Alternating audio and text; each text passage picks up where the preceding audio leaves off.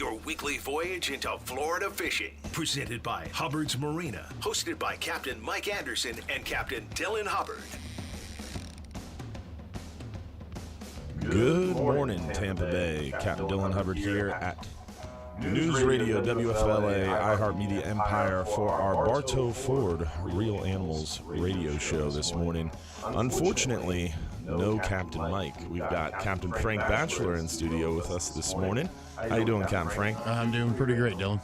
It's a beautiful Saturday morning, a little breezy. It's been a little breezy. It seems like the fan just won't quit, huh? Nope. It's been a rough few weeks here. Yeah, definitely a lot of wind, and that high pressure, it just seemingly won't quit. We've got that east wind kind of sitting on top of us here, and this high pressure is going to be hanging around until probably around midweek. We are on a last quarter moon phase, coming up to a new moon, probably about a week from today. And luckily, it looks like we're going to get a little break in this wind after midweek. We got a kind of a weak front coming through, and then it looks really nice for the second half of this upcoming week, Wednesday, Thursday, Friday, and through the weekend. First time in a long time we've had a positive outlook for a long period of good weather, right? Yeah, that's for sure. Even Tuesday looks great too. Yeah, definitely not too windy. And luckily, that as that high pressure recedes, like you said, Tuesday's not terrible. And all these days, it's mostly windy, or most windy in the morning, it seems like. Yeah, or even in the late evening. After the sun goes early, down. right. Mm-hmm. Yeah, those pressure differences definitely are exceeded at night when the land cools down, temperatures cool down. It makes that pressure a little bit higher and creates more of a wind gradient. Something to do with weather. What he said. Yeah, exactly. But today, hopefully you can join the conversation. Remember, you can always give us a call to share your fishing reports, your questions, anything you want to chat about. 1-800-969-9352 if you want to join the conversation with us here this morning. And we're going to be talking nearshore and offshore fishing, and hopefully some inshore too from some of our famed callers and yourself as well. We do have a event coming up this weekend, Sunday, at Bass Pro Shops in Tampa. 2 p.m. Sunday, we're going to be talking fishing at the Tampa Bass Pro Shops, giving away some free fishing trips. So hopefully you can join us this weekend for our fishing conversation at Bass Pro Shops. Also, we've got an FWC meeting coming up. Frank and I were talking a little bit about this prior to the show. FWC is proposing some pretty significant redfish changes. Now, Captain Frank and I aren't the biggest redfish fishermen. Have you caught a redfish recently? You know, it may have been a while. I can't recall. Yeah, but the last one was on the dock for sure. Yeah, we catch quite a few of them off the dock. The other day, we were cleaning out the shrimp tank and throwing all the dead shrimp in the water. There must have been 30 redfish right there on that little hill behind the Friendly, eating all those dead shrimp off the bottom like 5 minutes after we threw them all in. And you didn't drop one line down, did you? You just watched it. I just watched them. It's cool. Yeah, for sure. It's our little fish tank out there. Yeah, absolutely. Yeah, it's a lot of fun, but someone did drop some lines I'm down. sure. They were definitely caught. It's a big problem we have trying to keep our staff from fishing on the clock. Yeah, well, it's an interesting problem. It's also one of the perks. I mean, you got to give a little bit, you know. Yeah, everybody deserves a break. You just can't fish the whole shift. Right. Yeah, right. That's the problem. That is a problem because I would apply for that position. I think you have that position. Oh, yeah, I do. You're kind of right. Speaking of fishing on those 10-hour trips, you guys have been doing really well on the red grouper, right? Yeah, surprisingly, we've had the last few years. I guess it was 4 or 5 years ago. Back when I used to work with you as a first mate, we were averaging 25 to 45 keeper red groupers every trip for years, and then it just fell off. I mean, in a month we went from like 25 to like 6 to 4 to 2, and then I had a day where I was like, oh, what's going on here? This isn't a month. And then we had a day where we caught like 15 of them. I was like, all right, they must be back now. And then that was it. It was hadn't seen them in any good numbers in double digits for us in that depth of water. It's been really, really difficult for years. And just this past week, my last 2 trips, I think we caught more red groupers than we caught in the last 15, 20 trips. Yeah. What depth range? Like 80 to 100? I got to tell all my secrets. Range. Yeah, so I would say most of them were 80 to 95 feet. That's kind of, I guess they're listening so that they can get some tips. So that's where we've been getting them. And I forgot why I was here. But also the kingfish too, right? Yeah, we've been getting some kingfish as well, and they're getting a lot of them near shore. I mean, and we've had that east wind, so even the little boats are able to get out there. But we've been getting some kingfish before we're even out the Johns Pass Sea Buoy. We're getting them hooked up, and also on the way in, we're like pulling them in at the last set of markers, and I mean that's always cool, Yeah, the kingfish are on the beach, but it seems like we're getting a lot more mackerel. And the kingfish aren't super crazy thick.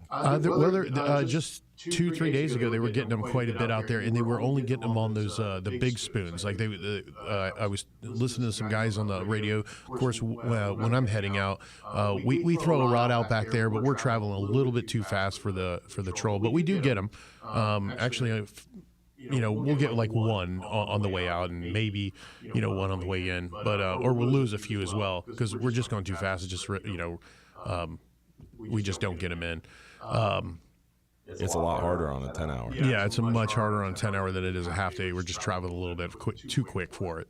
Yeah, definitely. But 5 hours where to go if you want to troll. Yeah, but for sure. Trolling speed in general, I mean, you're aiming for that 7 to 9 knots, and the 10-hour, you're just moving a little too fast. Yeah, that's right. And but what I was going to say is I was listening to a lot of the smaller boats that are out there actively trolling, and I think most of them are more at a 7 knot, and they're only getting them on the big spoons. They're trying the little ones. I'm sure somebody out there has gotten lucky and gotten a whole cooler full of them on the small spoons, but from what I was hearing, it was the big spoons that were getting them, number 1 planers, and so like when you say a big spoon, like a 6, 8, 9, what are you saying?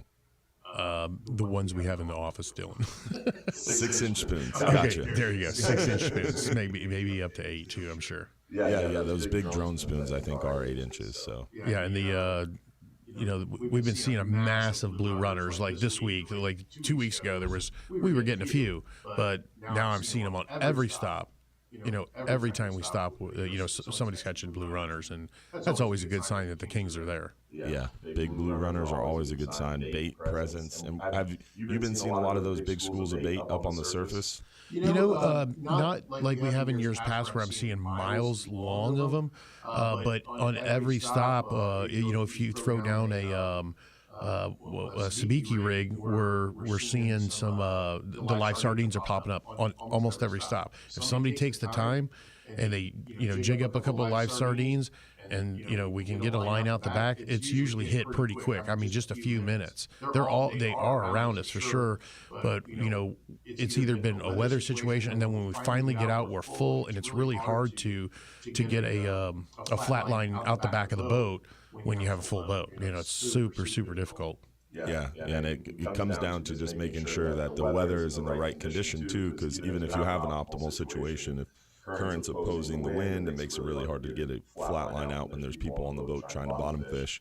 But this is the time of year that you definitely want to make sure you have that flat line out. Yeah, that's for sure, because anything can pop up. It's you might even catch a tuna if you're lucky, and we've been seeing sailfish out there as well, and so you could get lucky and get you one of those. Ooh, you just never know. And it's definitely the time of year where we've also seen some cobia. Have you guys seen any cobia on the boat? I know I've had reports on the beach. A young angler was fishing on Madeira Beach, casting out past the surf, and caught a really nice, almost 40-inch cobia. Yeah, that's a beauty for sure. So to answer your question, I do have a spot that the last 4 times we've stopped there, we've pulled a Kobe off of it, but not one of them has been a keeper. And somebody one said that there was a keeper swimming around the boat. I never got to see him, and you know how that goes. It could be a giant remora, or a shark. It's like, a cobia, remora, and a shark. They get mixed up a lot. It's a funny thing. We did see a whole bunch of hammerheads out there the other day. We saw 3 of them swimming at once, and then the very next day we saw another big one, a 10-footer big one, and it was just like. I don't know where they came from. We see them like once a year, but I've seen 5 of them in the last 2 weeks. That's crazy. The hammerheads are definitely showing up heavy, I think, in my opinion, because of the tarpon. May is right around the corner, and that's kind of the kickoff to the tarpon kind of rally, if you will. May, June, July, I think into July too. Not being a super tarpon expert, but I know May and June are when a lot of those guys are doing their tarpon trips and directed tarpon fishing. And those big hammerheads, they follow them schools of tarpon, boy. Yeah, definitely. And we definitely see them in John's Pass there. And I don't even think people know how many tarpon there are in John's Pass. You know, it's very overlooked and I think underfished as well. Yeah, well, it's hard to land them once they're in the pass. Yeah, that's true. You've got that. And they've definitely fished for them off that jetty before. The guys that fish John's Pass religiously almost every night are out there, and they see the tarpon rolling around the fenders, and occasionally one of those tarpon will bite one of those flare hawks. They're working for the snook, and they're not aiming for them because oftentimes they end up breaking off. But you can get lucky occasionally, and they've landed a few of them off that John's Pass jetty when the tarpon will run to the west and then run up the beach. But it's pretty much bye-bye $12 jig. It's like 9 out of 10 times. But if he runs out of the pass and takes a right and heads north onto the beach, as long as it goes to the same side of the beach you're standing on, unfortunately, you just can't ask them to do that. You know, they haven't figured that part out yet. But eventually, maybe we're looking, some kind of Wi-Fi signal. Some fish control devices. Yeah, you put it into it's in the lure. It tells them which way to go. It's got to be around the corner. Yes, it is 2022, and they got to figure that one out. We'll have to tweet Elon again. Yeah, definitely. So hopefully you guys can join the conversation with us. Share your fishing reports, comments, questions with us here on our Bartow Ford Real Animals radio show. We've got Captain Mike from Big Pine Key on the other side here. We are up against the break, but we will be right back. Don't touch that dial. Standing on the corner in faded out blue jeans. When you did that, I should turn mine on. Good for nothing. All right, so. Am I talking in the mic line? What? Am I talking into the mic line? Yeah, I mean, you're live on Facebook still. But they're saying we have a lot of feedback here, so I'm going to try to figure that out. Settings. Desktop. That's why.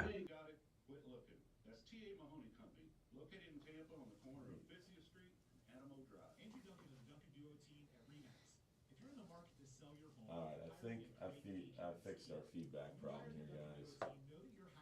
I hope. Is it feedback from the? Yeah, they were saying they couldn't hear us. That we were getting a lot of feedback. I think I just fixed it, but we'll see. All right. Think we fixed our feedback problem, guys. Thanks for your patience. Good morning, Mike Plastic, Robert Ellis, Jack Edgar. Appreciate you guys pointing out the feedback. Good morning, Bonnie Korniak, Chris Collins, Dave DeVoe, David Pruitt, Tracy Trimble, Houston Diley, and Jay Bruner. What's up, man? I fixed it. Yes. Awesome. Good news. And we got Frank here this morning, guys. Oh, that's right. They can. I dragged him out of bed this morning. He did. It was not easy. I actually, for the first time in probably 6 to 8 years, I put in about a third of a cup of regular coffee. You got regular coffee. Yeah, it's 2/3 decaf, and 1/3 regular. So if I'm a bit jittery, maybe that. He's all jacked up on Mountain Dew in here. Yeah, and I want to be dude up on Jack instead. I like that. Is it the whiskey breakfast? They need to have a breakfast whiskey. A breakfast? A breakfast whiskey. I like maybe that. that peanut butter screwball. That might be a, get some toast and peanut butter screw. I don't know. Bloody Marys are good, but a whiskey would be pretty sweet. Yeah. Yesterday morning was a screwdriver morning for sure, but last night I stayed good so that I could be up at the butt crack of dawn for for a drive to Tampa. 3:51. I got up without an alarm. Got up, that's showered, impressive. Shaved, and I might have a couple stripes in the back of my head. I don't know. I just keep facing the camera. Get your good side? Yeah, get my good side. That's funny. No, I didn't drag him literally, Chris Collins. No, what? He was actually pretty awake, more awake than me. Yeah, like I said, I just drink the decaf, but I had to get up, shower, shave, walk the dogs, go down 3 flights of stairs. I did take the elevator back up. It's funny how that works. It definitely helps when you get up and start moving around. Yeah. It'll wake you up. Yeah, that'll do it. The dogs, they just don't leave. They know the minute I get up, the minute I step foot out my bedroom door, they're going for a walk. So they wake you up. I don't ever leave the house without walking them, and they know that when they get back, they get their little chew treat. And they know they only get it on the morning walk because I take them out 4 walks a day, and they only get it on the morning walk. They don't when I bring them in the morning, they go right for where the chew. In every other walk, they never go to that bowl. They know exactly that it's only in the morning time. They're like Pavlov's dogs. Yeah. They've been trained. Yep. Well, you wouldn't know that if you saw them. That's the only thing they have training on, I assure you. That's us.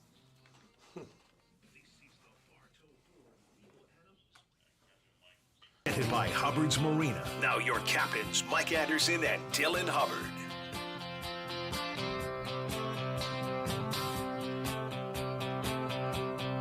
We're back. News Radio WFLA here in the iHeartMedia Empire for our Bartow Ford Real Animals radio show. Hopefully you can give us a shout this morning, share your fishing reports, comments, questions. You want to talk about that redfish? Definitely some big redfish changes on the agenda for the FWC meeting coming up May 3rd and 4th. So make sure you're paying attention to that. If you want to give your comments, you have until April 29th at 5 p.m.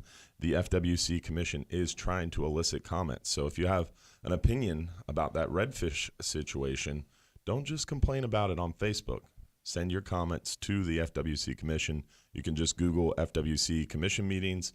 You'll be able to find the link to that upcoming meeting and the agenda, and there's a link to give comments online. Makes it real easy. Or you could show up and speak in person. It is a public meeting. But with that, we've got our good buddy, Capt Mike from Big Pine Key. How you doing, Capt Mike? Hey, guys. How you doing this morning? You dragged Frank out of bed early this morning, I see. Yes. He made it. He actually was more peppy than me, but we won't go there. I'm pretty tired myself. I saw his post. He was up at 4 o'clock this morning. That's a good co-host today. Oh, yeah. But anyway, it was good to see everybody out there at the Bartow Ford talk, and enjoyed it. And even a guy who's been fishing since I was knee-high to a grasshopper picked up a few tricks and tips from Mahoney and Captain Dylan, and it was a great time. But the fishing, we headed back down yesterday evening after I did the family thing, and we're getting ready to go out today, but we're going to battle some winds. We're going to go on the Gulf side today and try and stay a little bit near shore. Yeah, I saw that weather down there yesterday. You picked a good time to go back up here. Yeah, I did. We got right now we got some rain, a little bit of rain coming in off the Atlantic right now, but hopefully we can get out and put the contender to good use. The snapper fishing, the grouper fishing has been real good. avoid the bigger grouper till it's time to go out there and put a few in the box. And but the pelagic fishing has been fantastic. I haven't done much on the Gulf side, but the blackfin tuna, the mahi have showed up with this east-northeast wind we have down here. Nice. It'll push the mahi in a little bit closer. It'll start to stir them up, and they'll be on the reef line in the pretty thick, probably over the next 14, 20 days.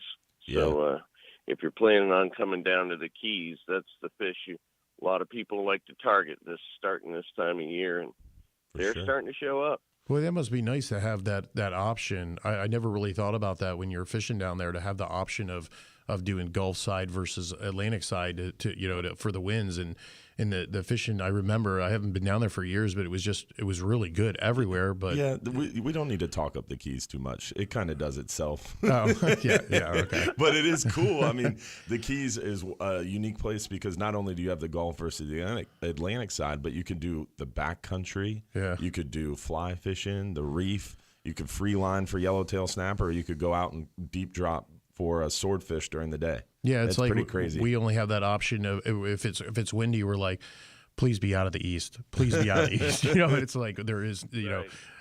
It would be nice to have that option. Be like, oh yeah, well we're gonna head east today. That'd be great. Right. And I think that's why you see a lot. You see a lot of different.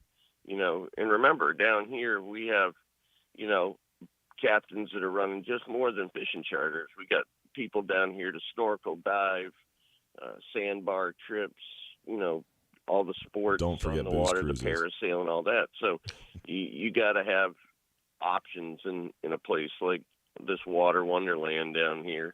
But no, the fishing's been fantastic. We're trolling up the nomads. It was hard to watch Mahoney give away those nomads at the. It was. I wanted one. It was hard to let them go. Those nomad lures work really well. Yes, they do. They do. I just want to give you guys a call, tell you the fishing's been fantastic in the Keys, and you guys have a great day and catch them up. All right, man. Tell everybody how they can get a hold of you. Sure, it's 813-434-8086, CaptainMichael47gmail.com, or just call 1-866-GAMEFISH, and Mike Anderson will point you in our direction. Remember, if you want to get ruined on fishing, come to the Florida Keys. Yeah. All right, slow it down. Slow it down. Have a good day, guys. See you, Mike. Have a good one, Mike. Appreciate it, buddy. Well, as always, appreciate his reports. Excited about those mahi. Hopefully they keep cruising past the Keys. This is the time of year we start to maybe see some of those chicken dolphins. Yeah. It's a little early still, but as the water warms up, it definitely becomes a possibility in our area too. So keep those eyes peeled, and hopefully you'll stay right where you're at. Don't touch that dial. We'll be back here shortly after a short break. Don't forget, you can call and join the conversation too. We want to hear from you. We want to hear your reports. 1-800-969-9352. Real Animals Radio. We'll be right back. Dollars in a can. I'll buy you a rose. Yeah, sure. Was our feedback issue fixed? It sounds better. Good.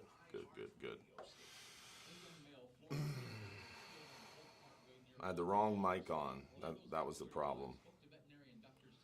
Carolyn's Irish Cream and Coffee is what Bonnie Korniak said. Okay. I don't know what that is, but that sounds awesome. Yeah, Bonnie, you're coming out on Tuesday, right? We're gonna need two. I'm gonna have a coffee on Tuesday, just so you know. It's probably gonna be hot and it needs to be cooled down just a touch. We'll take it. Cognac and coffee is what Houston said. I don't know. I've never really been a huge fan of cognac. Yeah, what's that? What's the one that everybody drinks? Remy Martin. Oh, okay. I think that's the Is popular one. Hennessy a cognac? Oh, that's it. You're right. Yeah. Yeah, okay. My bad. Hennessy is the popular somebody one. had bought me one of those once, and I was like, Yeah. And you know, I'm not big into cigars. As a matter of fact, I save them and I give them to somebody that does smoke them because they'll enjoy them more. Yeah. I have had, but it's just not my thing. And I've tried, when they dip them in, roll them in the nice cognacs, not Hennessy. But it's just like, I just Hennessy's don't. not a nice cognac. I don't know. I mean, I know they have some very expensive bottles of Hennessy. Yeah. I just don't, I don't know. If it I'm doesn't a taste great bourbon and right out of the whiskey- bottle, Yeah. with the Sprite in the other hand, I like fancy stuff. I like bourbon and whiskey way better with the You cigar. totally changed my thoughts about the whole Jameson thing with the double black barrel. Oh, yeah. Yeah. Okay. So I haven't bought the regular one since. Yeah. It ruins you. The black barrel Jameson It is whiskey. definitely a difference in taste. I mean, 100%. Dude, it's night and day. And that is. black barrel is so smooth. Yeah, well, It's the usually best. when I come over and we do the show, when we were doing the show at your place, or Yeah. even at the studio, it didn't matter. Mm-hmm. I was at that point. Yeah. We all know those days. We all remember the old live show. Yeah, totally different. And now we gotta, We cleaned it up a little bit. yeah. Straightening up our lives. The Sunday night live show at 8:30 p.m. is all of them are recorded, and they're all on our website. And you can go back and scroll back to the originals, and it was embarrassing, like the quality of the audio and the Yeah. video. I think our first There's- one was like in 2016. There's one or two I'd like to have pulled. Deleted. There's more than one or two I would like to have pulled. Yeah, but well, they're it's a memory. It lives forever Yeah. on YouTube Yeah, that's great. and Facebook. I can't wait for my kid to see that one day. Your kid was on a couple of them. Yeah, those were the good ones. Those are the Obviously. ones we behaved ourselves. Yeah, exactly. But that's what Uber's for. Yeah. Well, The studio is walking distance. That's what's beautiful. yeah. So Bonnie said Bailey's and coffee. Yeah, that's Bailey's is good. My thing though is I think it's called. No, I think it is an Irish coffee where it's a little bit of Bailey's and then a lot of Jameson Oh. and a little bit of coffee. so you might as well just do a screwdriver. It's like, are you just What's a screwdriver? this vodka and orange juice? Oh, that's good. Yeah. With a little grenadine. It's like it's definitely a breakfast drink. If you're doing it, if you're gonna do it that day, or if you did have that bad night, it does. You can't drink all day if you don't start in the morning. Yeah, yeah. Well, I've got my select days that I do Yeah. it, and I don't drink if I have to work the next day. Yeah, So that's a good the plan. more I work, the better I am. That's true of all our crew. When I see Yeah, a bad weather event and we're going to be off for a few days, yeah. it's always when it's something go bad time. happens. It's go time. But any other time, we're pretty good shape. All the guys pretty much live by that rule. If you're working the next day, don't do it. Don't do it. You don't want. We don't want you to feel like crap. Yeah, exactly. Because you're bringing the other two guys suffer because of that, and it's not fair. Yeah, exactly. That's why we give Smokey off Wednesdays and Fridays, every Wednesday and Friday. He's not allowed to be scheduled. You cannot call him in. It's not working. Yep. After Thirsty Thursday, Yeah. Smokey's good for nothing. Or Twisted Tuesday. Twisted Tuesday and Thirsty that's- Thursday. Yeah. Tim McCardle, we don't have our venting tools. Don't worry, man. It's too early for that. Yeah. No. No. Is it? It's 5 o'clock somewhere. Yeah. Yeah. Oh, it's after 5. They didn't mean in the morning.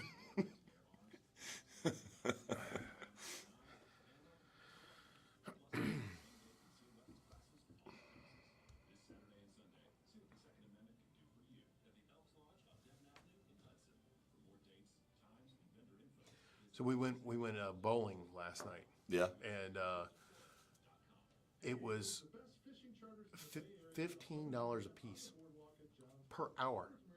Wow. So you go with a family of 4, $60 To go You get bowling. maybe 2.5 games in. That's crazy. That's crazy. That is expensive.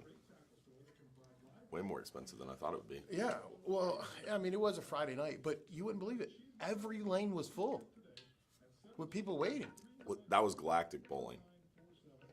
Well, so when we finished, it was half of it was. Yeah, I think this is us. Yeah. By Hubbard's Marina. Now your captains, Mike Anderson and Dylan Hubbard. Good morning once again. News Radio WFLA, Bartow Ford, Real Animals Radio Show. It's Captain Dylan Hubbard this morning and my good friend Captain Frank, both from beautiful Hubbard's Marina in fish famous Johns Pass. No Cap Mike this morning. He is off playing softball, probably winning softball somewhere, and doing his thing. So no Cap Mike, you're stuck with us this morning. We're just going to take over. Mike, you're out. If you're listening, we got it from here. All right. We appreciate you building up your listening base, but you're out. We've changed the key card and everything. Yeah, Frank and Mike always get along really well. I'm sure this will help. What? We don't have any problems. Come on. Well, remember the CCA banquet? What was that? Yeah, where you guys made up a bunch of stuff. Yes. We had Frank so worked up that he thought Mike was really mad at him because we had a good time at the CCA banquet in Pinellas County, and we had a blast. We may have partied. We may have drank a lot of the whiskey that was available there, and had a good time and raised some money. But we worked Frank up the next day, saying like Mike was all mad at him because let's just leave it at that. It was just a big joke, and I didn't know. Frank believed it. I did. Now he is mad at you.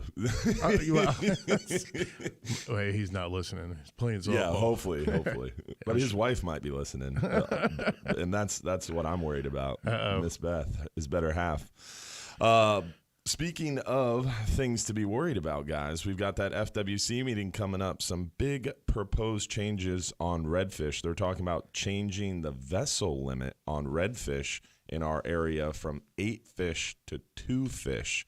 So a significant decrease in vessel limits. I didn't even know there was a vessel limit for redfish, but apparently there is. Yeah. And now it's going from 8 fish to 2 fish. So pretty significant downturn. These are the kind of times you have to write in. Yeah. That's such a change, especially every captain that does inshore charters absolutely for their own livelihood needs to be writing in. And there's some captains that do catch and release only. There's other captains that'll keep fish for their clients. And then especially recreational anglers. You got 8 people on a boat or 6 people on a boat or 4 people on a boat. Instead of 4, now you're only allowed to keep 2. That's pretty tough. It's so costly for fuel right now, which causes the price of shrimp to go up, everything. And to knock it down that much, that's makes it pretty difficult for average angler. And these are the times you need to take the time to write in so that they hear your voice. Your voice is heard. And Frank is hitting the nail on the head there. You can submit your comments, and FWC staff, some of the background people in the Marine Fisheries Division has actually been reaching out and asking us to help them get comments to the commissioners because they're working on this proposal. They want comments. After this meeting in May, they're going to kind of talk through the proposal and hear the comments and accept public comment in person and then read the comments that were submitted online. And then they're going to hold some workshops through June and into July before their next commission meeting in July, where they'll probably go final on this proposal. So it can change a lot between now and when they do final later in the summer. So this is your time to have influence and kind of say your piece on what you want to see that change to. They're also increasing the bag limit to the north, which I've heard some people having some issue with, from 1 fish to 2 fish. I think starting north of Pasco County, like Crystal River area, all the way through the Big Bend, increasing the bag limit. So some people have issue with that going up from 1 fish to 2 fish. But in our area, it would stay 1 fish. So definitely check that out. You can just Google FWC Commission meetings. It'll come up. You'll be able to see the link to the agenda. And right there on the agenda is the presentation that has a lot of the background information and then what's called a summary memo, which kind of breaks down a lot of the changes. And we'll post it to our live stream if you're watching on the Hubbard's Marina Facebook page, the Real Animals Facebook page. We'll share that info there along with the link to make a comment here on the next break. But definitely some big things with redfish. They're talking about cobia as well at this next FWC commission meeting. And gag grouper will probably be discussed because the federal government, the Gulf of Mexico Fishery Management Council, and the Southeast Regional Office that handles the federal waters, they're definitely going to be making some gag grouper changes coming up next year. And definitely 24 and beyond with this big plan amendment they're working on because of the issue with the latest gag grouper stock assessment. So some big changes. Not good. Well, I got to hear about them, so I don't know what they're changing it to, but I'm sure it's not going to be in our favor. But ultimately, I do believe that they're doing the right thing. And yeah, it's I mean, to me, I have a lot of qualms when we don't do science-based management, like the whole thing with Goliath grouper and people opposing it or supporting it or saying we got to kill them or not kill them.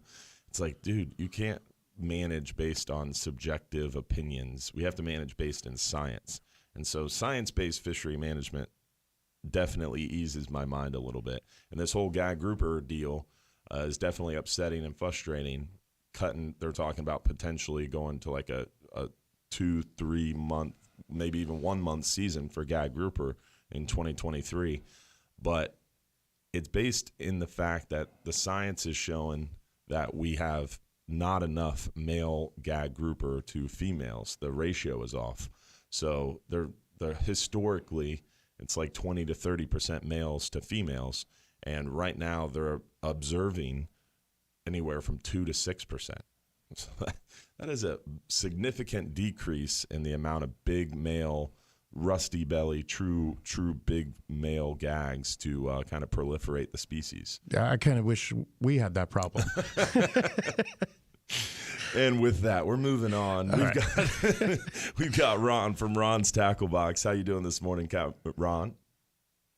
Good morning.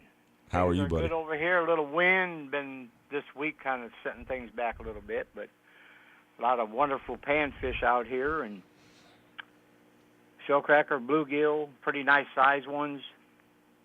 There's one lake over here they're catching some really nice peacock bass, which is unusual for this area, but they'll live here and thrive, from what I understand, until we get a hard, freeze or a cold, and then that'll kill them off because they can't take that cold. So you're saying we have peacock bass over in Lakeland? In Lake Alfred. Whoa, that's crazy. Oh, yeah. How about that? Yeah, I've never caught one of those myself. Lake Alfred. That's nuts. That's a really year far ago, north. A guy brought some in a bucket here and didn't know what they were. And I said, "Oh, and where'd you get them?" "Oh, right down here in this lake." I said, "Oh, Wow. wonderful." That's crazy. But, yeah, somebody transplanted them over here, and they're thriving. There's all sizes, so that tells me they're breeding in there. So Whoa. until we get a bad cold, they'll be here.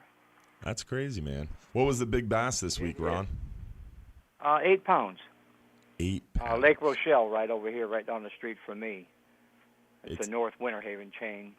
Lake Rochelle Real and the good fish. Royalty Blue. It seems to be the consistent winner. Well, it's a Royalty Booyah. Oh, It's a purple bait I with got you. a chartreuse belly, which I have none in stock. I can't get them nowhere because I've sold so many. They are fantastic. If you're I've out got of a them, that's saying sunset something. shad. Sunset shad is a red with a chartreuse belly is real good also. Okay.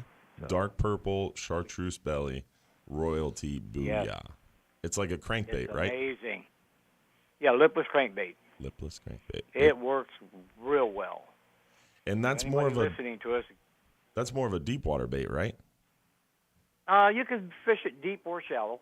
I Either got you. way. It's similar to a rattle trap bait. If you keep the tip of your rod up, you could go shallow with it. Nice. It's kind of like, don't you wish you had one? And it's like, too bad. Well, there aren't any. I'm going to tell you all about how great they are, but you can't get them. About 7 years I've been promoting them because they've been working well. And Yep.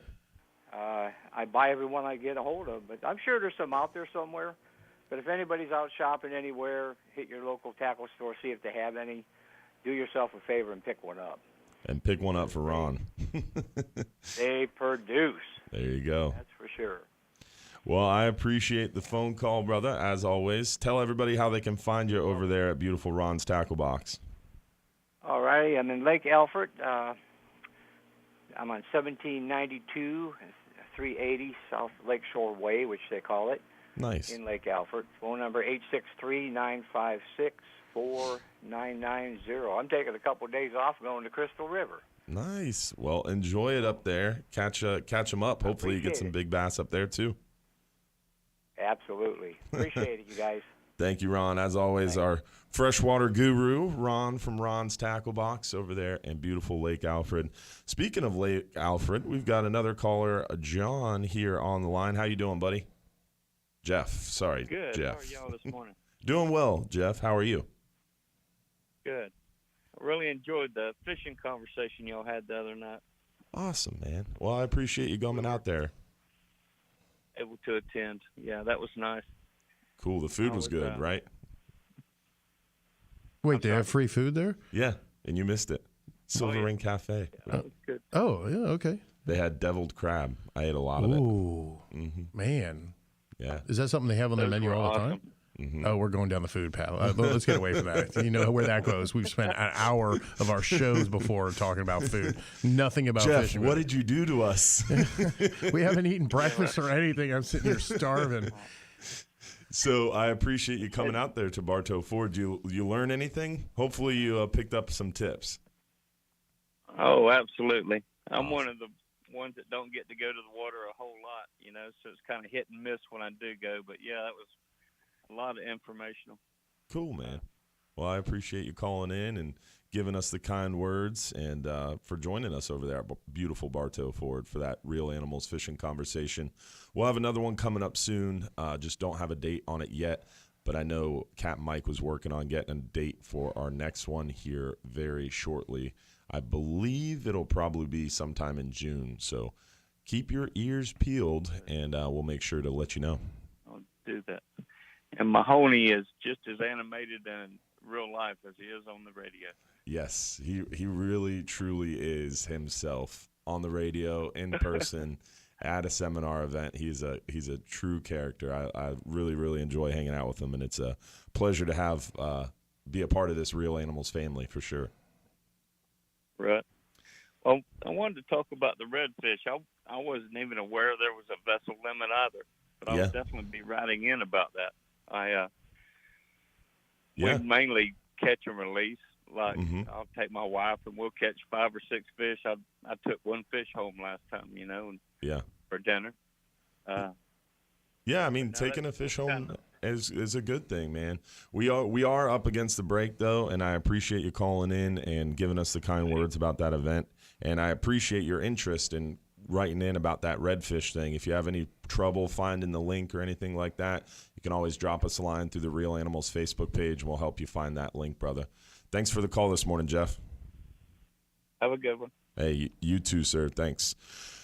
So with that, we are going to be right back after a short commercial break. Don't touch that dial. The Real Animals Radio Show will be right back. Don't forget, you can call and join us, 1-800-969-9352. We'll be right back.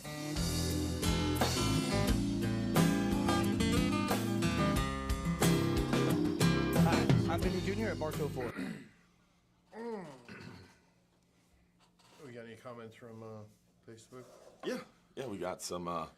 Mike Plastic said, much better, Captain Fluffy. Thank you. I get so many nicknames on this radio station. It's crazy.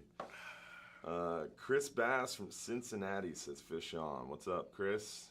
Jennifer Morrison says, good morning. Good morning. Tyrone Burnett, good morning. Tim McCardle says, all good. Glad we're not using our venting tools already. We'll be home in about an hour and a half. The screwdrivers. I call them get rights. Get right. Yeah, in the morning, it's called a get right. It's called a, jeez. Oh, I don't know. I think a Bloody Mary is my favorite in the morning. You can fart around A with mimosa, those things, or just, a Bloody Mary, a coffee, an Irish coffee. Yeah, Irish car bomb. I don't know. Vodka and orange juice just doesn't mix well in my The stomach. Irish car bombs almost taste like chocolate milk, and everyone likes a glass of chocolate milk in the morning, you know. Isn't that like Guinness? Guinness it's and a shot of Jameson with a Bailey's topper, and you drop that sucker down in there, and it tastes just like chocolate milk. And you can drink it like a chocolate milk. You know, you can power hammer down a chocolate milk when you're thirsty. Same thing. Who reaches for a chocolate milk when they're thirsty? Milk was a bad choice. I'm really thirsty. I could go for a chocolate milk right now. I don't know. I guess it's a family thing. I don't know. My daughter drinks a chocolate milk. We have Nestle's Quick, and all right. You gotta get the powdered Quick though. I don't know. The syrups are just I don't know. Or even dude. Strangely enough, Ovaltine. They have a malt flavored. I think it's called chocolate malt. Oh Ovaltine. yeah. I've had that before. I had to have Publix bring it in because they didn't have that particular flavor. But you mix that with milk. It's full of nutrients and vitamins. It's full of vitamins. Right. So my grandmother. Not the same effect as a car bomb, but you know. My grandmother passed away this past week. On my mom's side, real sad. But she loved chocolate milk. That was like her jam. In the morning, she had 2 glasses of chocolate milk. And then she would drink Dr. Pepper, or not Dr. Pepper, excuse me, root beer and sweet tea the rest of the day. Huh. Lived till 94. Wow. Slammed chocolate milk in the morning, root beer and sweet tea the rest of the day. Golly. Yeah. And she loved chocolate milk, but it was Hershey's syrup. And heavy. Yeah. I used to love going over to her house as a kid because when she made chocolate milk, she made some chocolate milk. Did she? It was dark. Like as a kid, you're like, oh, you didn't turn that on. No. As a kid, you're like, you always want sugar, and it was too sugary. Yeah. Well, they have a Hershey syrup also now that's special dark. Oh, really? And that makes a pretty mean chocolate milk if you like dark chocolate, you know. I can't stand milk. We're back.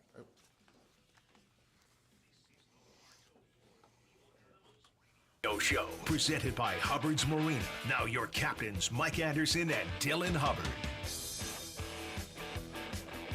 News Radio, WFLA, Bartow Ford Real Animals radio show is back with a short segment before the top of the hour here.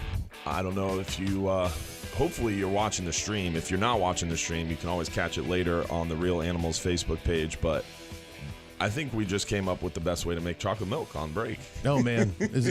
We can't go down the food road. You know where that leads, Dylan. I know. But I know. you can tell we could talk about the drink road. Can we? I guess. We were there. We've gone down it quite a bit. Go for it. Definitely. Frank says Ovaltine, and I'm saying the chocolate syrup. It's the chocolate malt Ovaltine. All right. I don't know. I don't know. I can't get away from chocolate syrup if you're gonna talk chocolate milk. I personally don't like chocolate Ovaltine milk, is a dying thing. You know, his grandparents know all about it. My dad knew about it, and it's just people don't know that what Ovaltine is. And I mean, so you're trying to bring it back. I call it what you want. I just like it better than the other. So, all right. Well, to each their own. To each their own. It's chocolate milk. Everyone's got their own different way of making it. but it's not just Hershey syrup and milk. There's so many more options. You got so many options, Dylan. Your mind is racing on chocolate milk right now. I'm thirsty. I have water and coffee, but I want a chocolate milk now.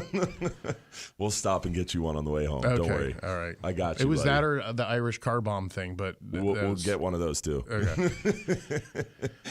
Sounds great. But speaking of fishing, back to fishing, what about those hogfish? Have you been seeing the hogfish? It seems like it's slowed down quite a bit. Water's warming up. They're starting to spread out on you, right? So, yes and no. This is a funny thing, and it's only because I've been hog fishing. Like I've put so much time and effort into hog fishing, and I know where they're at. The problem is they're all rowed up there. So You're leaving them alone. I have been leaving them alone, and it's the right thing to do. I know where they go, and it's like it's not a good idea because I found it, and I was like. I did, I don't know, 3 or 4 multiple trips there where we're getting, a dozen of them or more, and every one of them had roe in it. I was like, you know what? We can't do this because that's my future. That's everyone else's future. Yeah. And so unfortunately, that's like the one thing I'm not going to share with the listeners of where they're at because they're rode up. But they'll be back. They're not gone. And but we have. Will they get out over that sandy shell bottom and spawn in their little harems this time of year? And maybe one. All right. Well, after the show, after we're off air, we'll talk more about that because they are trying to work on trying to identify the spawning patterns and spawning behaviors more of those hogfish. Oh, is that right? But that's what they have observed so far, and they believe strongly is that softer sand shell bottom. They get one male to 5 to 7 females, and that's how they spawn out off the ledges. And I don't know if they've nailed down time of year on the hogfish, but I know FWC, the FWRI over there in downtown St. Pete, they do a lot of work on hogfish, and all of our hogfish stock assessments go through the FWC. The feds manage hogfish and have hogfish regulations federally, but it's all science is all through FWRI. Yeah, I do believe it's right after we have the really good February and early March run of them that's when they start spawning. If somebody were to ask me, and but we haven't. So we typically catch them like October-ish through around late March, early April, depending on weather. And but we've been also fishing out deeper right now, which is we're still seeing them. We're still catching a few. They've caught them on the overnighter in 130, 140 foot of water. Yeah, for sure. But the mangrove snapper bite, like I remember saying a year and a half ago when we were on the year of the mangrove. Yeah, the year of the this is going to be the year of the mangrove, and we've caught more mangroves in on the all days this past year in the daytime even than we've ever seen, and so I was right. 3 years later, I was right. That wasn't 3 years. It was a while ago, but it has gotten progressively better, and we're. I think I did 3 trips, and we caught maybe 80 of them. Keepers, and many throwbacks too. We did really good on the day bite mangoes, and they're getting them mostly on the shrimp.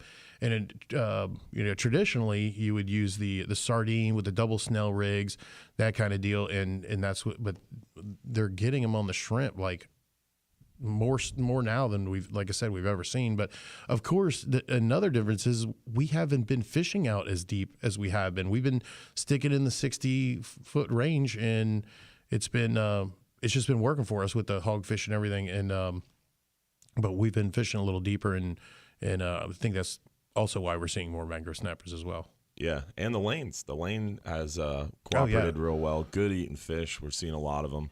We are up against the top of the hour here, folks. We're going to be talking more fishing on the other side. Hopefully, we'll hear from you, too. You can join the conversation by giving us a shout at 1-800-969-9352.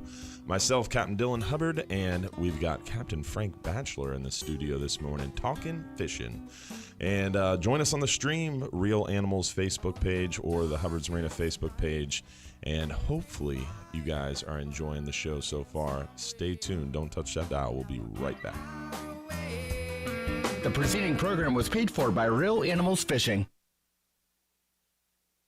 WFLA Tampa, WXTV HD2 Clearwater, available everywhere on our free. Don't get lost on me. I will. We'll be right back, guys. Yeah, right back. Gonna take a little stroll. Don't go anywhere. We'll be right back. Governor DeSantis signed a bill on Friday that does away with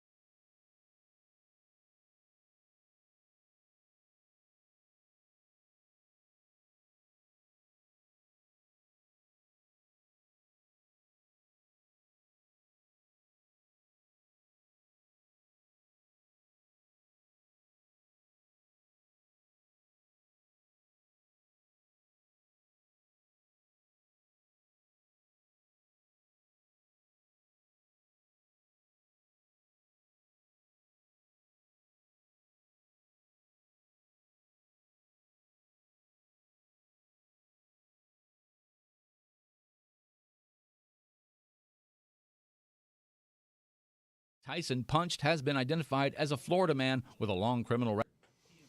Oh, man. Mike Tyson punched a guy? That's kind of cool, though.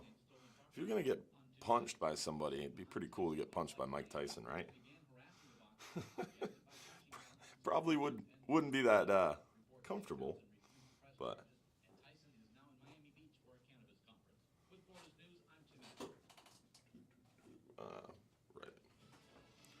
right here. Moments in the nation's capital. I'm Pam Puso, Fox News. Schools were locked down and people were told to stay inside after bullets went flying in Washington, D.C. Police say 4 people... So who's online too? ...yesterday by a gunman who fired out of an apartment window. We will get to the bottom of this. We'll find out what the motive is. And right now, we do not have that answer. Police Chief Robert Conti, the suspect, hasn't been identified. He's found dead. 5 people were shot overnight, one fatally in Philadelphia. Two of the victims shot in one location. I'll just come around. Breaks out on a youth field. A man shot in the head while walking along a street. Another man shot in the neck and back along another street. Fox says Gary Baumgarten. Russian troops are making little headway in eastern Ukraine despite relentless attacks. The Russian commander is now saying that Russia does want to take full control of eastern Ukraine, extending across the southern coast all the way to Moldova, essentially redrawing Russia's border from the Donbass in the east. It's also sparking fears Moldova could be the next to be invaded by Russia. Fox says Matt Finn in the southern city of Mariupol, Russian airstrikes have reportedly resumed on a steel plant where civilians and Ukrainian forces are sheltering. On Monday, Russian President Vladimir Putin is expected to meet face-to-face in Moscow with the UN Secretary General. Alarm bells in Beijing after 10 middle school students test positive for COVID-19. Classes are now suspended for a week. Had to step out. Sorry about that, guys. Got to stare at a beautiful empty studio. I think Frank got lost in the studio. Hopefully not. WFLA News is brought to you by the Holland Group Retirement Advisors.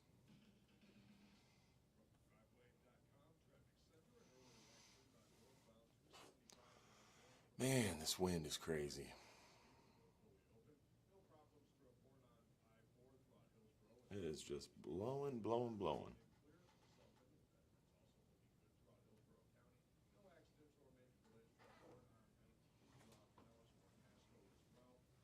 You didn't get lost. Nope. Made it. Thank you, sir. Yep. It's a pleasant start to our weekend, but temperatures will warm up quick. We'll see a lot of sunshine today. It will be similar to the past couple of days. That's crazy. I wonder who's paying out $17 million. That's crazy. Pinch a penny, maybe. Yeah. Oh, it must be. It's a pinch a penny truck. Yeah, I mean. That's not good. Is that the guy? Yeah. Oh, man. It's just an awful situation, too, even... Dude, did you hear about what happened yesterday at John's Pass? Well, I showed you the pictures. Oh, yeah. Yeah. That was crazy, dude. A truck went into a light post, went 20, 30 feet in the air, rolled like 20 times, and landed on top of other cars right out in front of John's Pass, right by the VFW. In the VFW? In the VFW, yeah. Yeah, it landed on cars at the VFW, like almost, on top of them. almost went through the front doors of the VFW. Broke the concrete light pole. Pole is across Gulf Boulevard. Luckily, no one was hurt, and that's the amazing part. Not even the guy that... Really? Dude, I was there, and I pulled up right as it happened. I saw it happen, and I put my truck in park in the center lane and ran over there, and this off-duty sheriff officer was already up opening the door, and we were like holding the truck so it didn't roll over, and he used my pocket knife and cut the seatbelts, and the guy popped right out. Came out of the vehicle and jumped down like he didn't know what happened. He freaked out at first. It must be a medical thing where he had to be on the accelerator going 100 miles an hour. He must have had a seizure or something. Yeah. WFLA AM, its staff, management, or parent company, iHeartMedia Incorporated. Welcome to the Bartow Ford Real Animals Radio Show, your weekly voyage into Florida fishing. Presented by Hubbard's Marina, hosted by Captain Mike Anderson and Captain Dylan Hubbard.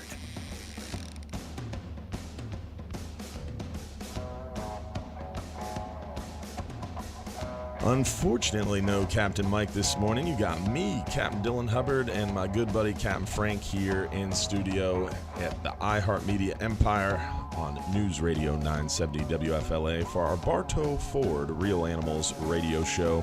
Want to give a shout out to our friends over at Affordable Roofing Systems. If you need a new roof or roof repair, check out our friends at Affordable Roofing Systems.